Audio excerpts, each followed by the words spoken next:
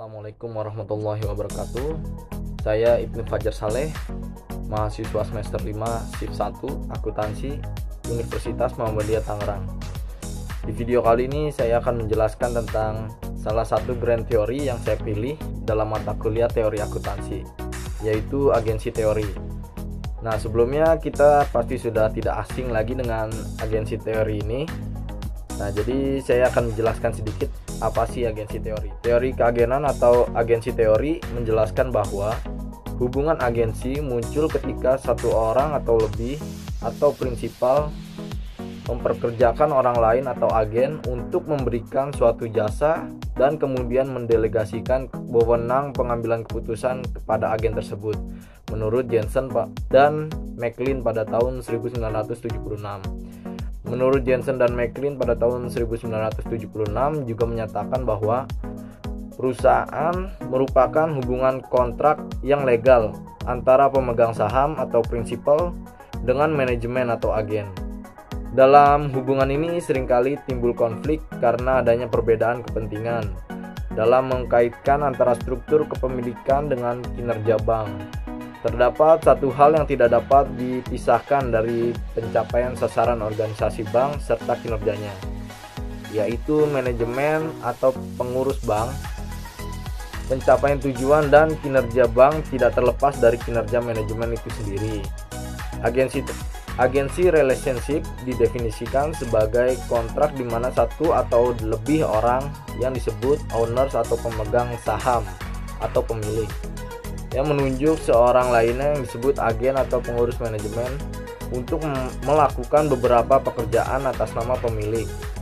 Pekerjaan tersebut pendelegasian wewenang untuk mengambil keputusan. Dalam hal ini manajemen diharapkan oleh pemilik untuk mampu mengoptimalkan sumber daya yang ada di bank tersebut secara maksimal.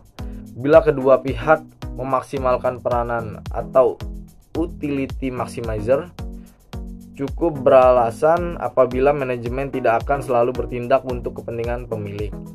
Untuk membatasi atau mengurangi kemungkinan tersebut, pemilik dapat menetapkan insentif yang sesuai bagi manajemen, yaitu dengan mengeluarkan biaya monitoring dalam bentuk gaji. Dengan adanya monitoring cost tersebut, manajemen akan senantiasa memaksimalkan kesejahteraan pemilik. Walaupun keputusan manajemen dalam praktek akan berbeda dengan keinginan pemilik. Menurut Jensen dan McLean pada tahun 1976 dalam Yetrina dan Sela tahun 2012. Menurut Hadi Prayitno pada tahun 2013, agensi konflik dapat memicu timbulnya biaya-biaya keagenan atau agensi cost, seperti biaya pemantauan atau monitoring cost adalah biaya yang dikeluarkan oleh prinsipal. Apa aja sih yang dikeluarkan oleh prinsipal?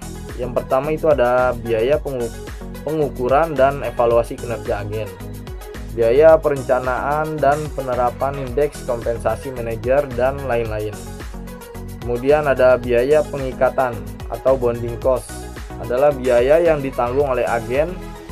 Nah, ini apa aja sih yang ditanggung oleh agen? Yang pertama itu ada biaya strukturisasi keuangan, kemudian ada biaya konven dan biaya reorganisasi kas yang ditahan, serta biaya kerugian investasi dan kerugian residual atau residual loss, yaitu sebagai pengurang kekayaan prinsipal, yang dimana resiko ditanggung atas hutang yang belum dilunasi dan biaya kebangkrutan. Dan hampir mustahil bagi perusahaan untuk memiliki zero agency cost dalam rangka menjamin manajer akan mengambil keputusan yang maksimal dari pandangan stakeholders karena adanya perbedaan kepentingan di antara mereka. Nah, di teori agensi ini berkaitan dengan beberapa variabel. Yang pertama itu ada variabel NOC. Menurut Shapiro pada tahun 1990 mengindikasikan bahwa manajer memberikan sinyal mengenai kemampuan mereka untuk menghargai klaim implisit adalah dengan membayar dividen yang rendah. Hal ini berarti bahwa lebih banyak kas yang tersimpan di dalam perusahaan untuk membayar klaim implisit dan mengurangi resiko yang mungkin terjadi bila dilakukan pemotongan dividen. Kemudian yang kedua itu ada variabel agency cost. Menurut Subrahmayam, Rangan dan Rosenstein pada tahun 1997, yang dimana kepemilikan insider digunakan untuk mengukur biaya agen, yaitu dengan menghitung persentase dari total outstanding yang dimiliki oleh insider. Dengan semakin meningkatnya kepemilikan dari manajemen, maka bila agensinya akan semakin menurun, sepanjang manajer mengharapkan efek kesejahteraan yang lebih pada keputusannya. Kemudian yang ketiga itu ada variable transaction cost atau pembayaran dividen. Pembayaran dividen yang tinggi akan mengurangi ekuitas biaya agen, namun akan menaikkan biaya transaksi yang berhubungan dengan pendanaan internal, menurut Rozev pada tahun 1982.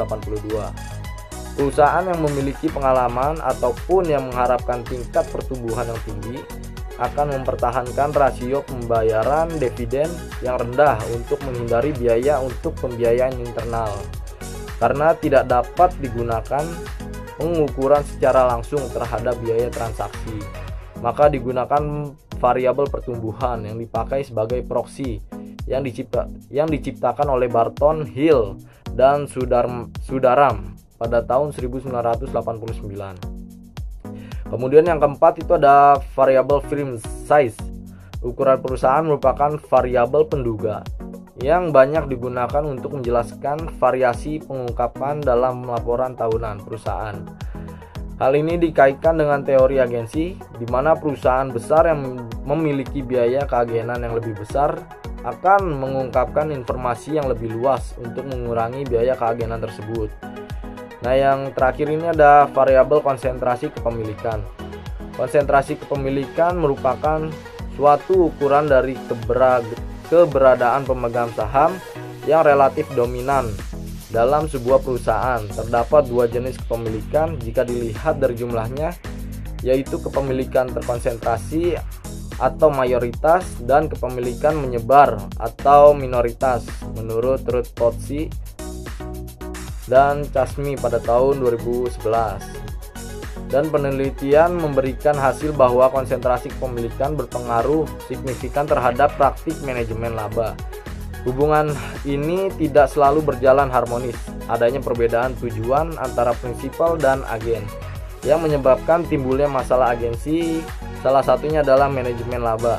Manajemen laba dapat diminimalisir jika terdapat kontrol lebih dari prinsipal dalam semua kegiatan yang dilakukan oleh agen atau manajer. Nah, sekian yang dapat saya sampaikan, kurang lebihnya mohon maaf, dan semoga materi yang saya sampaikan dapat bermanfaat. Wassalamualaikum warahmatullahi wabarakatuh.